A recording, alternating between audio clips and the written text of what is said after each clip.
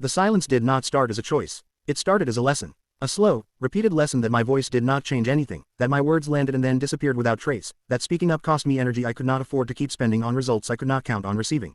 And so eventually, without making a formal decision about it, I simply stopped. That is the part most people do not understand about people who go quiet. They assume it is personality. They assume it is shyness, or introversion, or simply a preference for listening over speaking. Sometimes it is those things. But sometimes it is something more specific and more painful than any of that. Sometimes the silence is a scar. Something that formed over years of reaching and not being met, of speaking and not being heard, of offering yourself into a space that gave nothing back and eventually learning, the way all people learn eventually, to stop doing what does not work. My name is Nate. I am 29 now, and I want to tell you how I learned to be silent and what it cost me and what eventually, slowly, began to change.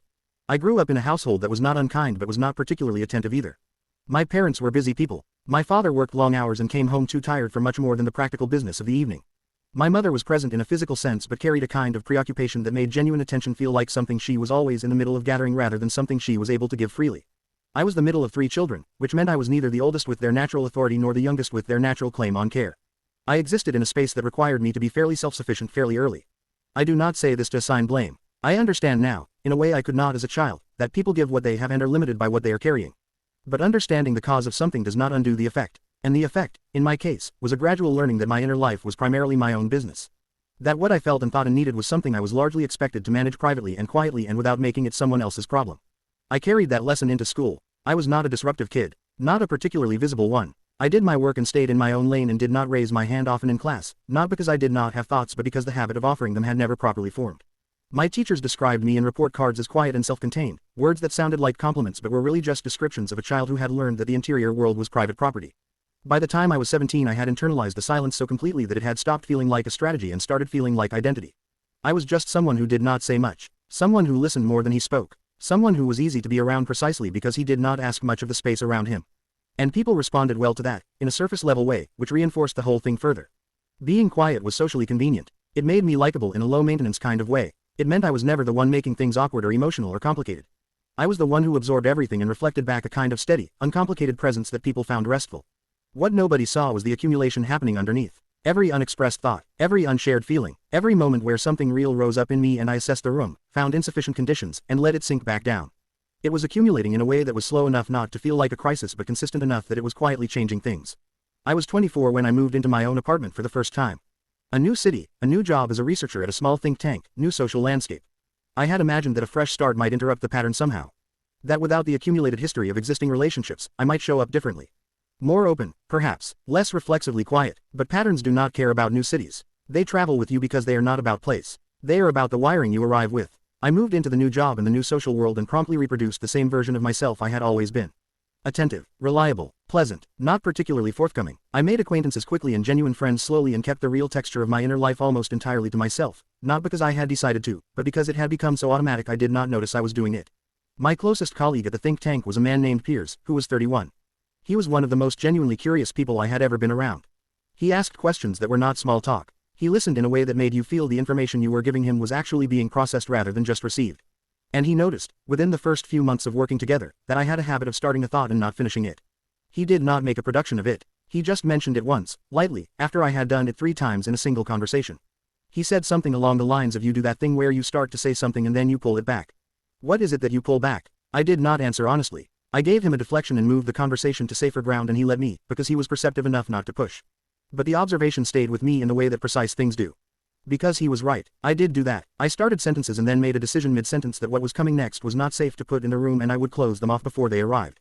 I had been doing it for so long I had genuinely stopped noticing.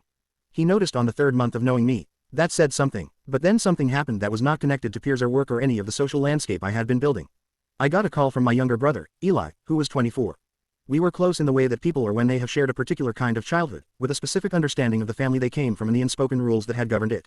Eli was different from me in one significant way. Where I had gone quiet, he had gone the other direction. He was expressive and direct and had spent years in a kind of low-level conflict with our parents over their emotional unavailability in a way I had never engaged with. He called to tell me he had started seeing a therapist. He said it in the casual way he said most things, no drama, just information.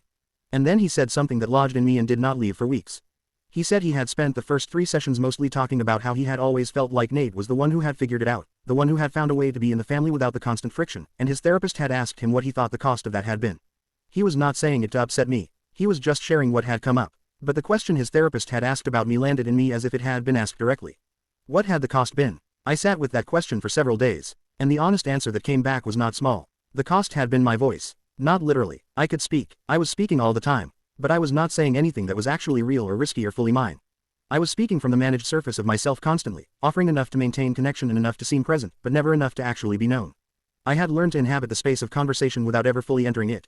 And the reason I had learned that was because I had concluded, a very long time ago, that entering fully was not safe. That the return on the investment of real honesty was not reliable. That the people who were supposed to listen had often not listened, and so the rational response had been to stop expecting them to. But I had carried that conclusion forward into every relationship and every room I had ever walked into since. I had applied it universally, even to contexts where it did not apply, even to people who would have listened if I had given them the chance, because it had become so ingrained that I no longer assessed each situation separately. I just defaulted to withholding as a baseline. That was the moment I understood what I had actually been doing and why. And it was not the comfortable realization I might have hoped for. What happened next was not dramatic, but it was, in its own quiet way, significant. I called Eli back, and for the first time in a very long time I talked to my brother about something real. I told him about what his therapist's question had opened in me. I told him about the silence and where I thought it had come from. I told him about Piers noticing the half-finished sentences and how that had landed. I talked for a long time without editing myself, and he listened in the way that he had always been capable of listening when someone gave him something real to receive.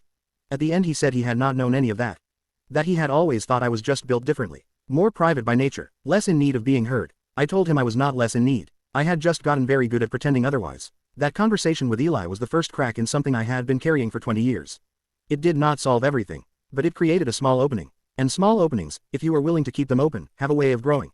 I started making different choices after that. Incremental ones. I finished more sentences that I would have previously closed off. I shared opinions in conversations where I would have asked questions instead. I told Piers, months later, about the habit he had named and what it had actually been about. He received it the way I had by then come to expect he would receive most things. Thoughtfully and without making it into something it needed to be managed around. I am 29 now, and silence is still my natural habitat in certain ways. I do not think that changes completely. But the silence I inhabit now is different in quality from the silence I used to live inside. It is quieter in a good way, less crowded with things I have decided not to say, more spacious because I have been using my voice more regularly and in more honest ways, and the backlog of unexpressed things has slowly been reducing. I think about that lesson I learned early, that my voice did not change things. And I understand now that it was true in a specific context and a specific time, and I had made it into a law that governed everything after. It was not a law. It was just a conclusion drawn from limited evidence by someone very young who did not yet know that the rooms would change, that the people would change, that the conditions for being heard would not always be what they were in the beginning. You were allowed to speak, even if the early evidence suggested otherwise, even if you learned silence as a form of self-protection, even if it has been so long that you are not sure what you would say if you started. Start small. Finish one sentence you would have closed off. Offer one real thing to someone who has earned it. See what happens when the room is different from the rooms you learned silence in. It will not always go perfectly, but it will go, and that is more than silence ever gave any of us. Leave a comment below and tell me if you recognized yourself in any part of this.